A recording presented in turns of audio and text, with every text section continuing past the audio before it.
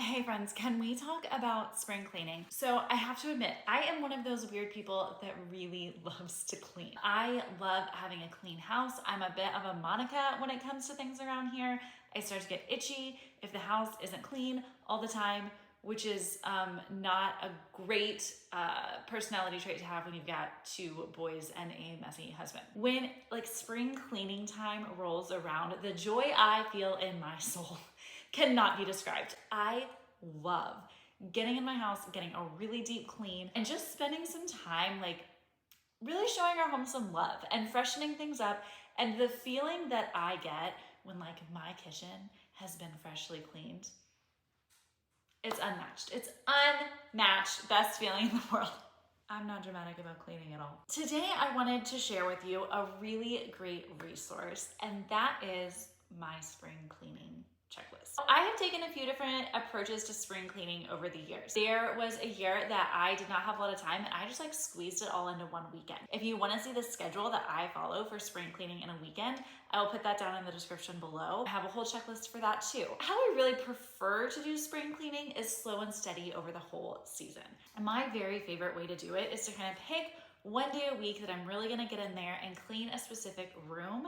And then once a week for me, it's Friday mornings, I will spend a few hours just deep cleaning one room in my house. Spring cleaning with this method is so much more manageable to me because I'm not trying to squeeze it all into 1 week or one weekend or even one day. I'm spreading it out, I'm giving myself some time, and it doesn't feel nearly as overwhelming. And then because it's been so deeply cleaned, it tends to last a little while longer. So by the end of it all, my house feels so clean. And honestly, I'm ready to just like start the cycle over again with deep cleaning a new space. So let's talk about the checklist. The link for this is in the description below. I have a blog post that really just in detail breaks down everything that I do for spring cleaning and also has this printable checklist. There are two versions of the checklist. So one of them shows step by step all of the things that I do. It is broken down by room. It's 2 pages long. It covers living room, dining room, bathrooms, bedrooms, kitchen, laundry room, and the exterior. You might have some more rooms in your house. You might have slightly different rooms, but for the most part, this is gonna cover everybody. There is also a version that is fully blank. If you just like need something cute to get you motivated, but you really want to list out all of your tasks on your own, you can do that too. Get this in the description below. But let's take a second and kind of break it down. Like I said, when I'm spring cleaning, I will pick one area or one room in my house and I tackle that once a week. Honestly, pick whatever space is bothering you the most right now and tackle that space first. And if you don't have time to do one a week, do one every other week. Do one a month. It could take you all year to spring clean. Spring cleaning is just like a cutesy little phrase, but that doesn't mean spring cleaning can only happen in the spring. Maybe this takes you all year long.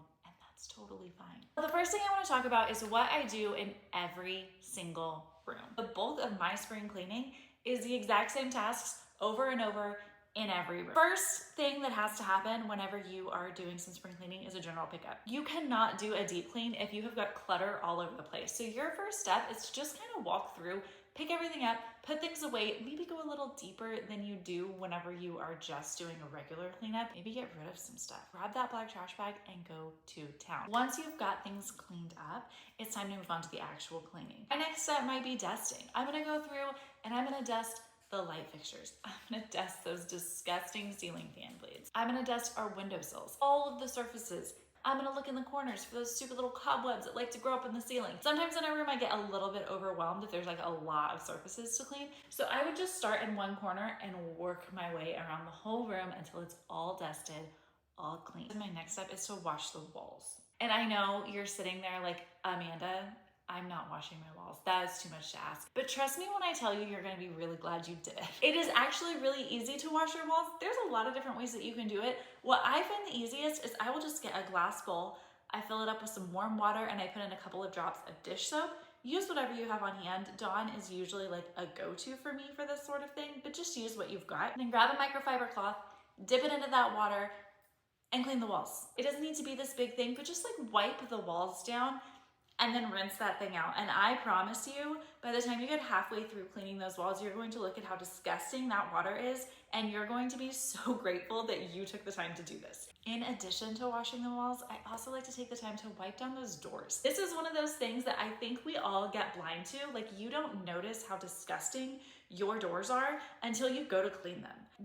How are we so gross? Wipe the doors down. You're gonna be glad you did. After I get those clean, I also like to wipe down the door handles, all the light switches with like a antibacterial wipe. You know what? Like, it's cold and flu season. Let's just get rid of those germs.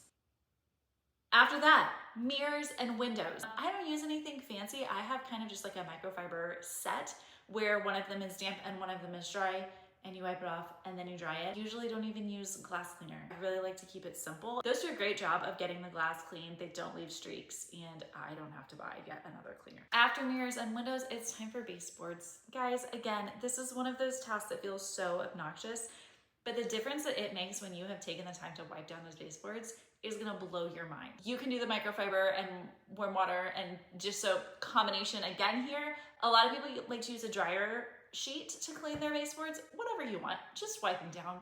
They're gonna be dusty and it's gross. While you're at it, if you've got trim on the walls in the room, now's a great time to clean them. I love the trim in my bedroom. It's beautiful, but like, good God, cleaning it every year.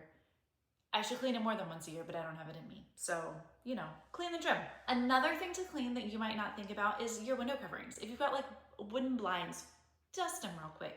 If you've got curtains that can be washed, you can take them down and throw them in the washer. If not, use your vacuum attachment. They get dusty and gross. This is something that I often forget, but every time I do it, I'm kind of appalled by how disgusting they are, and you're gonna be really glad you did it. And then the last thing that I make sure to do in every single room, and I always save it for last, obviously, is to vacuum and mop and clean the floors. And when I do this, you know, I think normally on a weekly basis when we're vacuuming or mopping or whatever, you're kind of doing the main traffic areas. You're not really getting in the corners. You're not really getting and like looking in the cracks and crevices. Like, this is your time to get in there. I like to get up next to the cabinets where the trim is. There's like crumbs in there. Get that out.